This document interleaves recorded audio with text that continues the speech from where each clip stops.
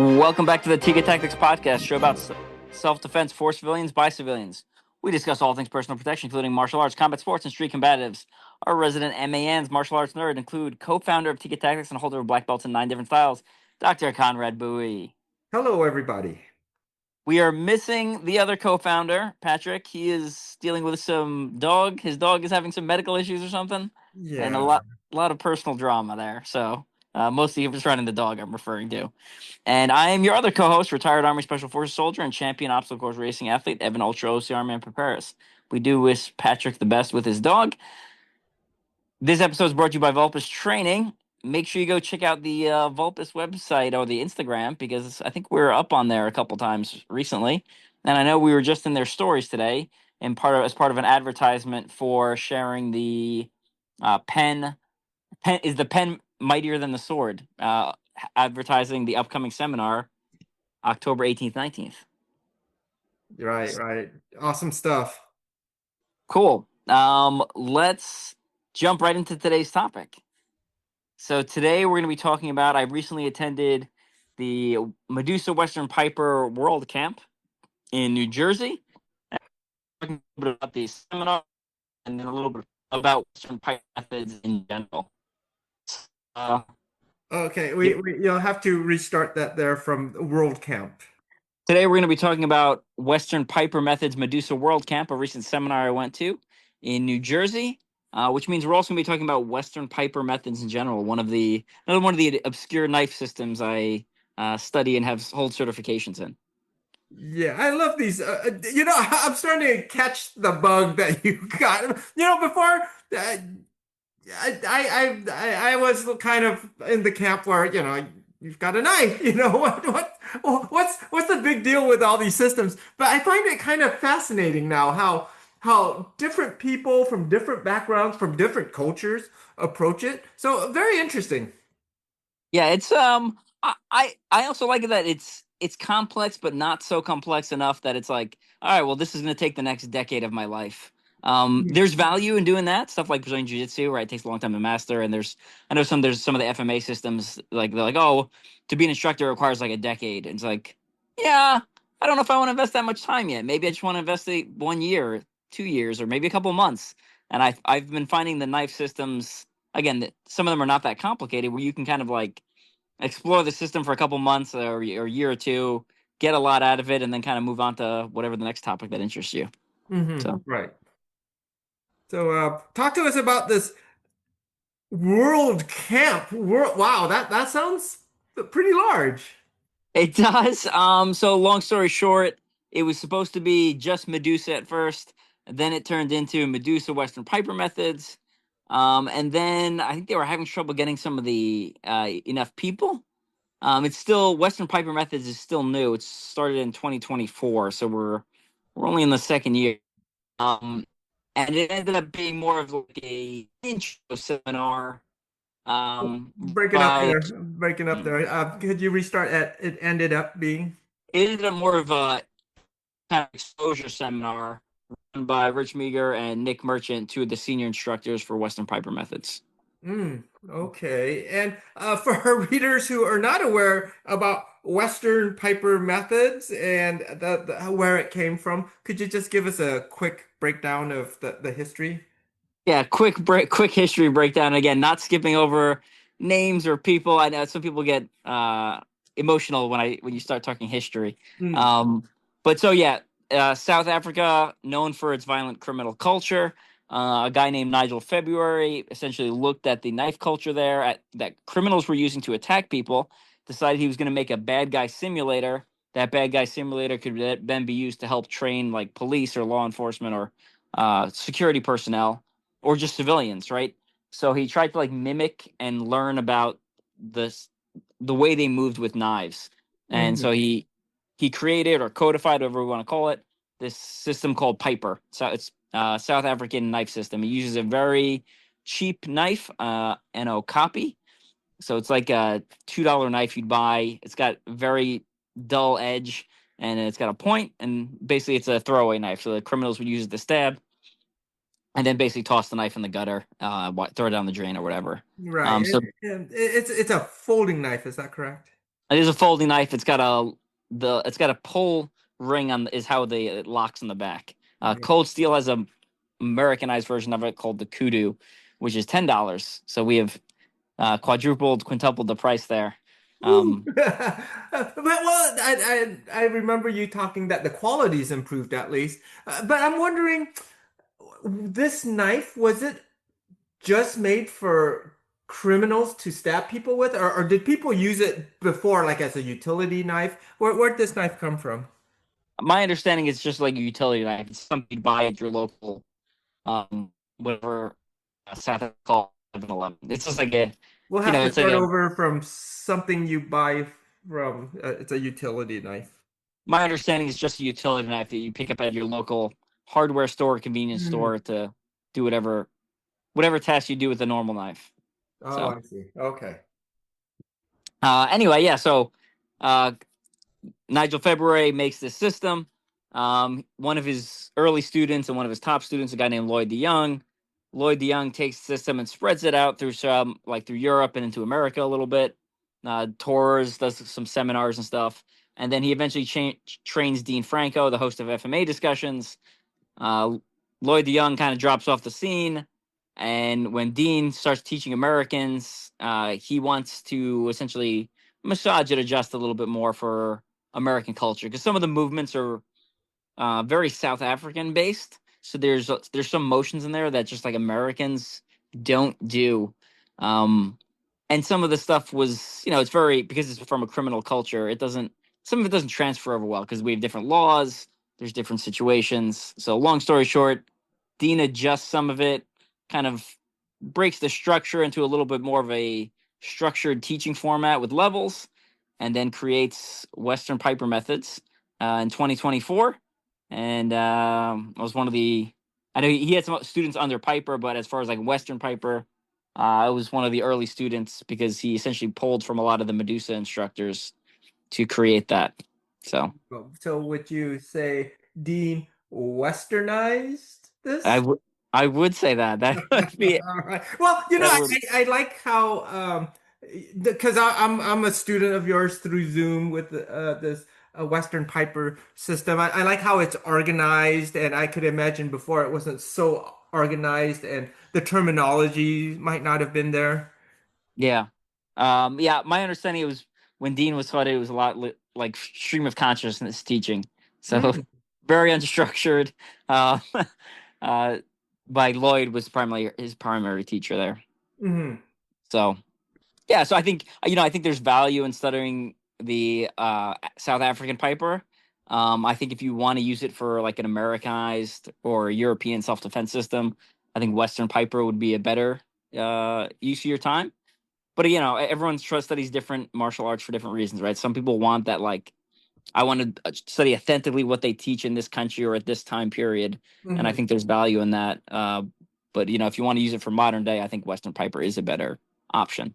So Okay, so just going back to the criminal culture, what would you say to some people, maybe even people listening right now, who are a little adverse to learning about criminal culture? it's fine to learn about. It's not okay to glorify criminal culture, and I think that's the Mhm. kind of the nuance.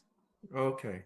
And on top of that, as a somebody who's special forces, unconventional warfare guy, we a lot of times will look at we'll look at bad guy culture or bad guy tactics and try to use that against them. So I think one, you can use bad guy tactics from a good guy perspective, and two, like the system was originally designed for, if you are simulating how a bad guy attacks, then if your system is an effective counter, right? Like when I look at a lot of knife systems and disarms, I think the way the feeder, the one who's doing the attack, I feel like they feed too softly. Mm, Um, and if you took Medusa and tried to use that as the feeder system, I think you'd get a much more realistic look at is is that type of defense, is that type of disarm effective? And I should caveat that with just like with Tiga Tactics progression model for training, there is a progression, right? So it's fine to start out slow and then go smooth and then go fast. But eventually, I think Medusa is what fast looks like for westernized criminals. hmm. Okay. Yeah, so you like you mentioned at the beginning, I teach over Zoom through my Patreon page. um, for Western Piper methods, and you recently certified in level one. What are some of your opinions on the system coming from? You obviously have the deepest martial arts background of anyone I personally know. So, what are some of your thoughts? I think I think it has some really good benefits. There's definitely some solid fundamentals there as well too. Uh, some of it is interesting, and I like how you separated the cultural aspect of this system, and then you try to modernize it, bring it up to date for more modern times, as well as the culture here in the United States as well too. So the way you approach it, I think it's very logical. Oh, well, thank you. I've taken a lot of stuff that Dean has taught, and I put a little of my. You're mostly in what Dean taught me, so uh, yeah. I think it's good. I feel like it's helped out the body mechanics and the rotation. I feel like it helped out my striking in like Muay Thai and Jeet Kune Do. I was still training Kune Do, just because the system's not necessarily super wide. Like there's not a whole lot of skills. So the system is not super wide, as in like there's a ton of techniques. Mhm. It's pretty narrow, but it's deep. So you end up spending a lot of time kind of like fine tuning some basic fundamentals that I think are provide a nice building block. There's some other knife systems that are I don't want to get into the knife drama culture, but supposedly there's some other knife systems that were based on Piper that I've explored a little bit. And I think the way Dean and Western Piper approaches things, it's very systematic, and I think it's a good building block, a good like starting point even if you want to go to explore some of those other systems. I think just the way it's taught, um, focusing on small movements first and then slowly building on those, I think is done very well. Very cool. Very cool. So let's head back to the this world camp here. So what was the purpose of holding this world camp? Uh, it changed over time. My understanding was initially supposed to be for like the instructors it was supposed to be instructors primarily, and then like instructors and practitioners for us to like get because most of us train over Zoom together, and then there's a couple of like very small training groups. So like people, you Hmm. know, twosies and threesies, but most of us are geographically spread out. So it was a idea to meet in person, and we did. I did end up getting probably to meet probably like 6 or 7 people who I've only met over Zoom before. So that was really cool to like. I've been like hanging out with these guys on Zoom for the last 2 years. Interacting over Zoom, and it was cool to like meet them in person and get to shake their hands. So for me, that was worth the trip in and of itself. Very cool. And it was in New Jersey, so not too far from you, huh? It was a bit of a schlep, but it wasn't too bad. I got a relative that lives about an hour away from the camp, so I went and stayed with them for the night. So I got to see family, free place to stay also, which is sweet, and then go to the seminar and then head back the next day. All right. So how many days was this? It was only one day. It was supposed to be two originally. They dropped it down to one, I think, due to participation in numbers. All right. And explain to me what happened. Like start from the beginning, day one. Yeah, so day one, it was only one day, but Right. yeah, we started off with doing Western Piper movements. So I personally felt I was very, again, kind of like the World War II combative seminar. I was very comfortable with the pace because I'd been exposed to the material before. And then if you're not tracking, I'm the one who wrote the book on Western Piper. Not because I'm the source of the material, but because I'm a writer. And the system was new, and I offered for Dean to help kind of spread the system and help teach by writing the book. So I wrote level one. It's about 100 pages. If anyone wants a copy, contact me. I would not get it through Amazon. I just purposely overpriced on Amazon. So you can hit me up and heard on Tiga podcast, and I can give you a much lower price than it's on Amazon. Anyway, yeah, they basically ran through a bunch of the Western Piper movements, like the five positions which we use for attack. They went through all of like the basic level one stuff that you were exposed to. The kind of the entry attacks, the clearing attacks, the counters. We ran through that real quick. That probably took an hour or so. And then we switched to Medusa for like an hour. Again, if you've listened to the Tiga Tactics podcast, we've talked about Medusa before. So we did that for a little bit, going over that shock latch stab mentality, that kind of pure combatives type system. Yeah, And for for that, the sorry to bother you. For the listeners who may not have heard that podcast or maybe forgot, could you just give a quick synopsis or background from Medusa there, the history? yeah, so kind of like Piper or Western Piper, Medusa is a criminal culture base. So they looked at American prison systems, realized that stabbing people is very simple, and the criminals do it, and they're pretty good at it.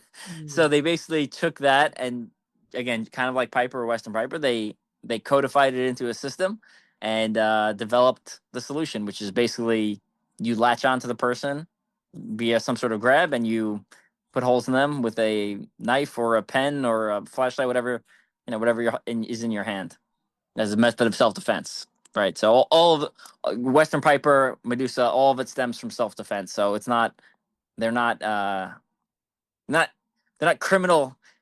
You're not supposed to use them for criminal tactics. Obviously, you can take any martial art, and use it for criminal tactics, right? I mean, you can take Brazilian Jiu-Jitsu and hold someone down and do something awful to them, but that's not the intent of the martial arts and the training and development you get through studying systems. The idea is that it makes you a more disciplined person.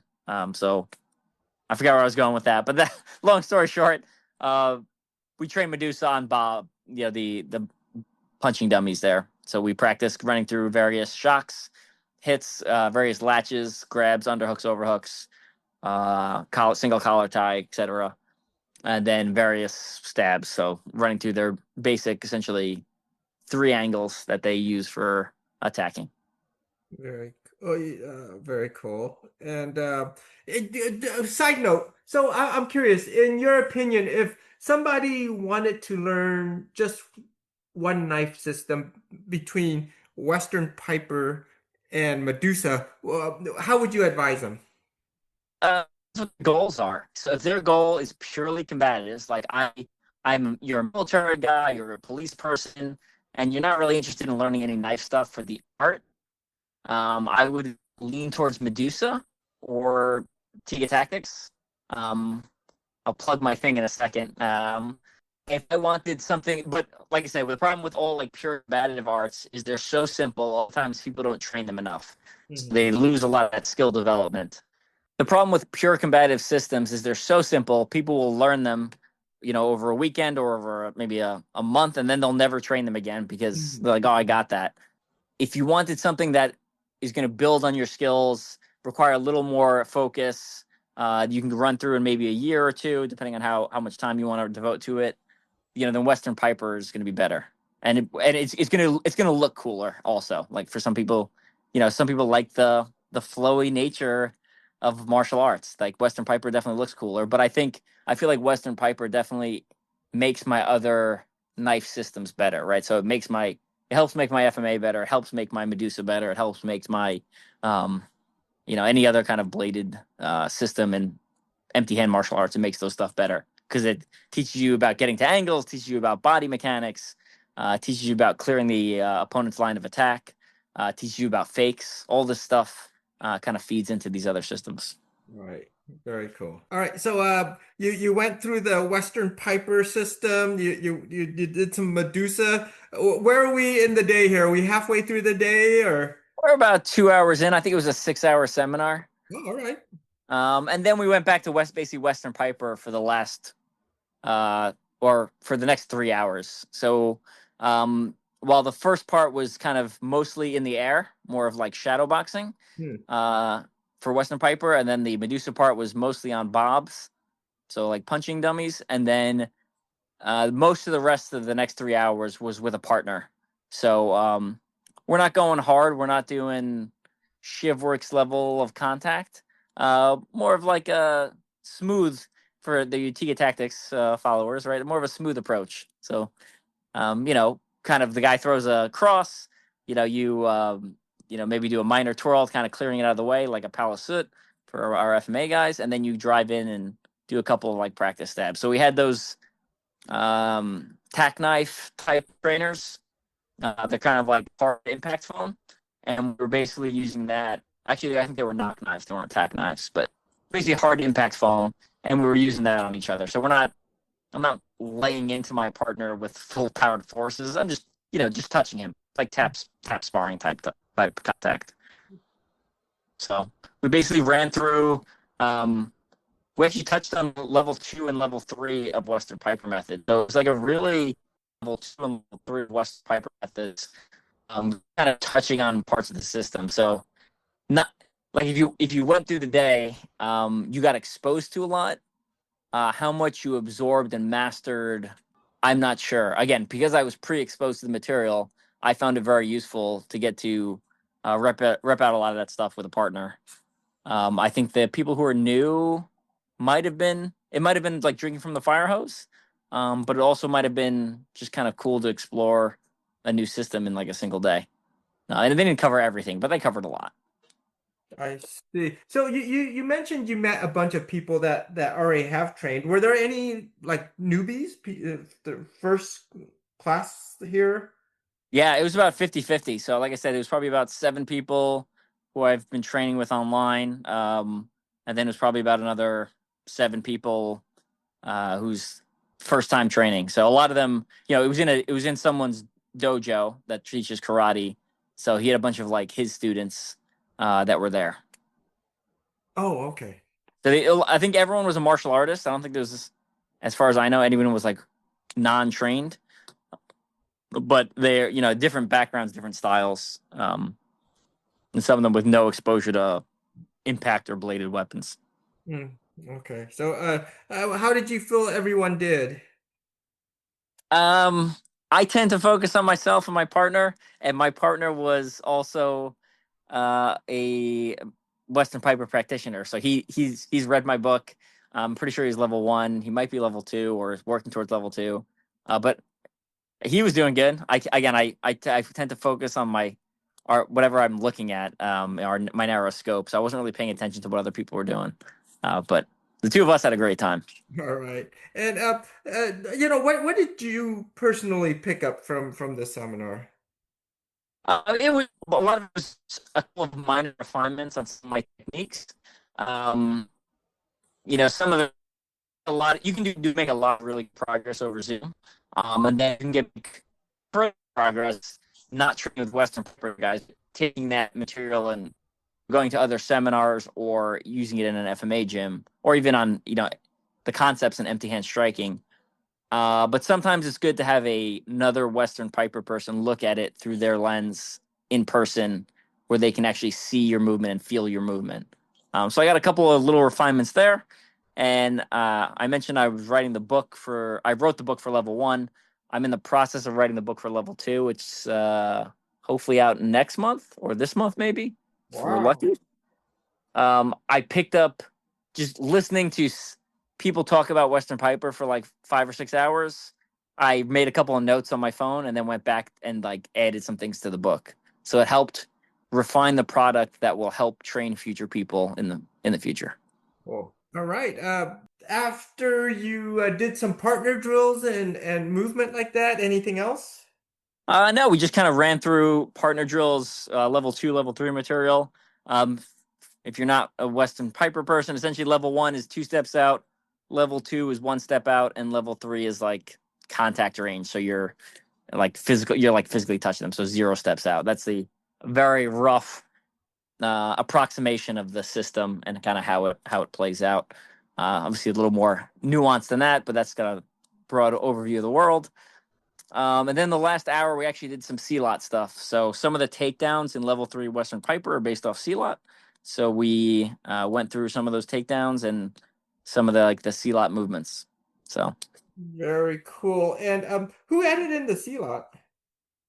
so the C-lot's always been part of Western Piper. Okay. Uh, I think Dean.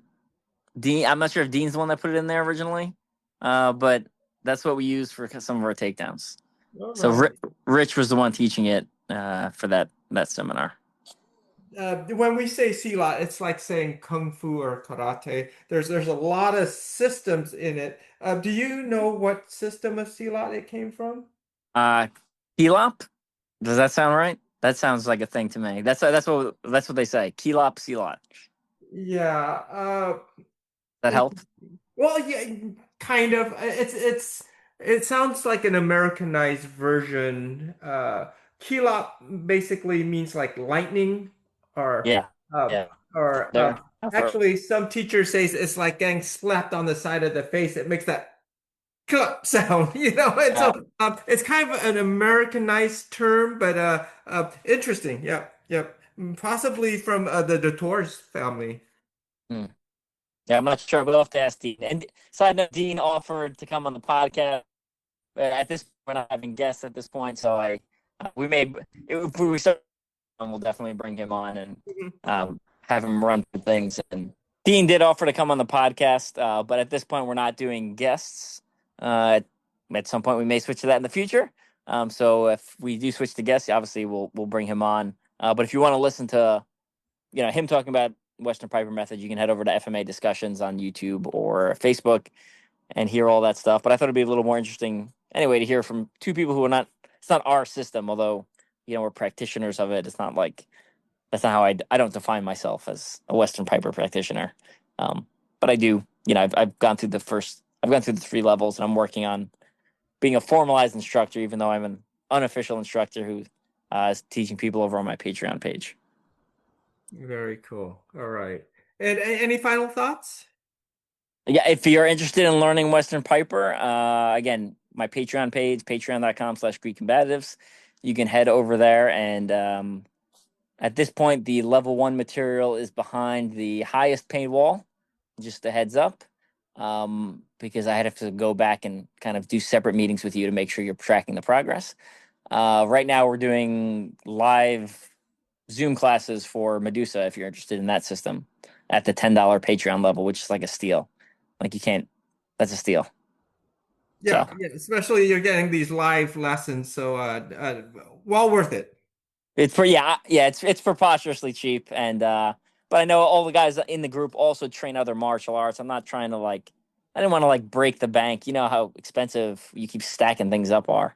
I'd rather have a group that's committed, but there's a small investment of money, but more of an investment of time for people. And you mentioned earlier, where would I these knife systems if you were, you're looking to learn certain things on my Patreon page. I just introduced the Zephos badge, so it's my combatives badge for what I think bladed practitioners should know, which involves learning Tiga Tactics EDC knife. It involves Medusa, and then having a striking background for a couple of years, and then being a blue belt in jiu-jitsu. So basically a grappling background or some sort of equivalent. So if you want to go, and if you have some of those qualifications and want to finish them up, you can head over to my Patreon page, sign up, and you can earn yourself a free PVC patch that no one has earned yet besides me. And I'm sure Conrad is right on the cusp there, and Dr. Z. Kind Yeah, of you've exceeded most of the requirements. yeah. I'm You, gonna go and sign up. That's for sure. yeah, I mean you've been doing striking arts for 40 years. You've been doing your Brazilian Jiu-Jitsu black belt. You made Tiga Tactics EDC knife. We're just waiting on the Medusa. Right, right. Good stuff. All right. Okay. Any other thoughts, Conrad? No, speaking of your Patreon page, you want to talk about the belt buckle? Sure. Yeah. Again, I've been trying to make some ways to motivate people to train. Like you've got so many belts and qualifications, right? Like, what's something I could give you that would get you to train more or give you another little incentive? So I came up with a belt buckle, which is what we did for First Infantry Division combatives, um, and I made it essentially. It's self-reported, so you log your own hours. It's 40 hours of striking training, 40 hours of grappling training, 40 hours of weapons work, and then 40 hours of mindset training. So the striking training can be literally anything: Muay Thai, karate, silat, hitting the bag in your garage. Any of that stuff works, right? Actual sparring works too. Grappling training, again, doesn't have to be 24 hours of live rolling. Going to jiu-jitsu class works. Going to any sort of grappling class works. Then the weapons, self-reported, could be blade work, could be doing dry fire in your house, could be going to the range. It's just weapons. So haplomakia is what I call it, which is the Greek combatives term. And then mindset training, reading books, listening to podcasts like this one, going to church, right, which works on your ethics, all that stuff, or other spiritual practice. If you're a Buddhist, going to prayer and stuff like that. Basically, self-reported 40 hours. I picked 40 because of Jesus, 40 days in the desert, right, linking back to Christianity there. You report it, and you're if you're a member of my Patreon, I send you a belt buckle, and they're pretty awesome looking. Yeah, they are. They are. If you haven't seen it, have a look at Evan's social media stuff, and it looks great. So I got more ideas planned, but those are the Zphos patch and the belt buckle are the first two that I've launched at the point. And people who are on my Patreon page who essentially funded those stuff that I could now produce something to give back to the followers. So super excited. Right. All And we right. got sticker patches now. Those are free. Again, Patreon. Very cool. Any final thoughts to wrap up this episode? All right. Any other final shout outs? No, just if you into the training tools, Volpus again. I just did a little CLOT video with the Golok.